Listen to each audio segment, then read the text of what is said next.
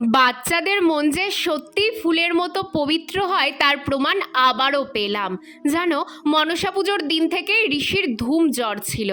এত প্রাণবন্ত ছেলেটা একেবারে শান্ত হয়ে গেছিল কটা দিন। যাই হোক, আজকে সকালবেলা আমার ছাদ বাগানের গাছগুলো একটু এদিক সেদিক করছিলাম। হঠাৎ ঋষি এসে বলছে, মুমু, অনেক দিন নতুন কোনো গাছ কিনে আনোনি, নতুন কিছু লাগাও। আমি ওকে বললাম, এই বর্ষায় এমনি চারিদিক পচে গেছে, এখন গাছ পাবো কোথায়? ঋষি বলে, আছে আছে, তুমি চোখ বন্ধ করে দাঁড়াও, আমি আসছি।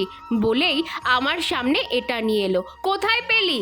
জিজ্ঞেস করতেই বলে, মনসা পুজোর দিন ফল কাটার সময় মাকে এটা রেখে দিতে বলেছিলাম। আমি একটু অবাকই হলাম, এই ভেবেই যে ও জ্বরের মধ্যেও আমার কথাটা মনে রেখেছিল। আসলে কি জানো, ঋষিকে একদিন বলেছিলাম আনারস ফলের মাথা থেকেই গাছ বানানো যায়, আর ও সেটা ধুম জ্বরের মধ্যেও মনে রেখে মাকে রেখে দিতে বলেছিল।